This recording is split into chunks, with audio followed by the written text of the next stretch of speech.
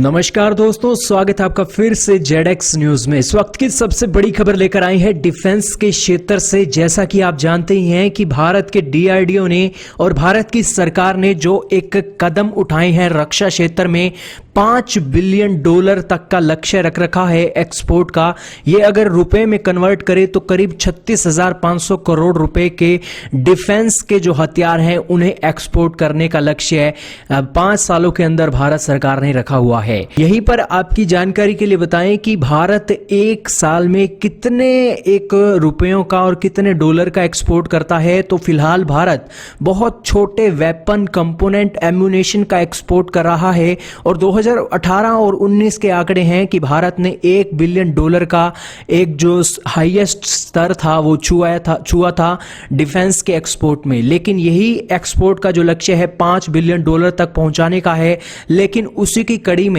भारत लगातार अपनी डिफेंस की टीम के साथ काम कर रहा है ताकि बड़े ऑर्डर भारत को मिल सकें। लेकिन दोस्तों, ये बड़े ऑर्डर मिलना भारत के लिए बहुत लंबी प्रक्रिया वाला एक काम होने जा रहा है, क्योंकि जो एक हमारे एक्सपोर्ट का लक्ष्य है उस एक्सपोर्ट के लक्ष्य को देखते हुए कुछ बड़े हथियार हमें एक्सपोर्ट करने ही होंगे अगर भारत के पास ये लक्ष्य है बिल्कुल उसे जमीनी स्तर पर उपलब्ध करवाना है। तो इसी की कड़ी में भारत सरकार का यह कहना है कि आने वाले दिनों में हम अपने आकाश मिसाइल सिस्टम का प्रदर्शन करने जा रहे हैं अलग अलग देशों में, जो देश इस मिसाइल सिस्टम को लेने के लिए इंटरेस्टेड हैं। हालांकि अभी हाल ही में अल्जीरिया नाम का देश है जो आकाश मिसाइल सिस्टम लेना चाहता है और इसी के साथ ही अलग अलग देश हैं, केन्या है, फिलीपींस है, इंडोनेशिया है, यूएई है, बहरीन है, सऊदी अरेबिया, इजिप्ट, वियतनाम जैसे देश हैं। और यहीं पर आपकी जानकारी के लिए बताएं कि वियतनाम तो आकाश मिसाइल के प्रति इतना इंटरेस्टेड दिखाई दे रहा है कि वो कह रहा है कि वियतनाम कह रहा है कि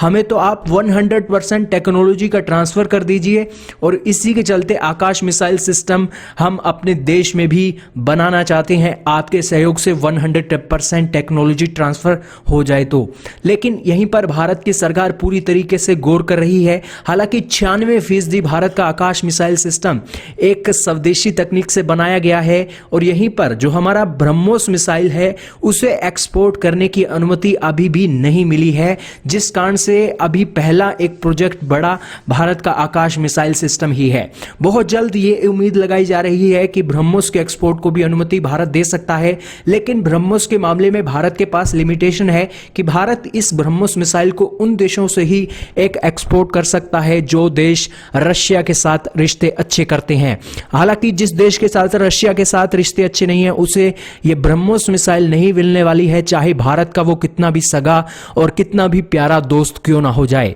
यहीं पर एक और बड़ी बात यह भी है कि अगर भारत का ब्रह्मोस का एक्सपोर्ट बढ़ता है, आकाश मिसाइल सिस्टम का एक्सपोर्ट बढ़ता है, तो भारत एक नई बुलंदियों पर छू सकता है और अपने जो एक दुनिया में छाप है छाप छोड़ सकता है। वैसे देखा जाए तो भारत के पास स्वदेशी तकनीक से बनी हुई BVR मिसाइलें हैं, इसी के साथ अलग अलग रडार सिस्टम में है। आर्मेनिया ने भी स्वाति रडार लेकर दिखा दिया था कि भारत भी इंटरेस्टेड, भारत के साथ वो डिफेंस के हथियारों की खरीद करने के लिए इंटरेस्टेड है। और इसी तरीके से भारत के पास आज बहुत सी कैपेबिलिटी है जिनका एक्सपोर्ट करके हम मोटी रकम छाप सकते हैं। लेकिन सबसे बड़ी बात और सबसे बड़ी मुसीबत भारत के लिए है कि जल्द से जल्द हमें डेवलपमेंट और इसी के साथ टेस्टिंग करके दुनिया के देशों में यह दिखाना होगा कि हमारा सिस्टम बहुत कैपेबल है। और आप चीन और इसी के साथ रशिया और अमेरिका जैसे सिस्टम को छोड़कर भारत का सिस्टम चुनिए, क्योंकि भारत के सिस्टम की यह खासियत है कि भारत का सिस्टम सस्ता तो है ही, हालांकि सस्ता चीन की तरह सस्ता नहीं है।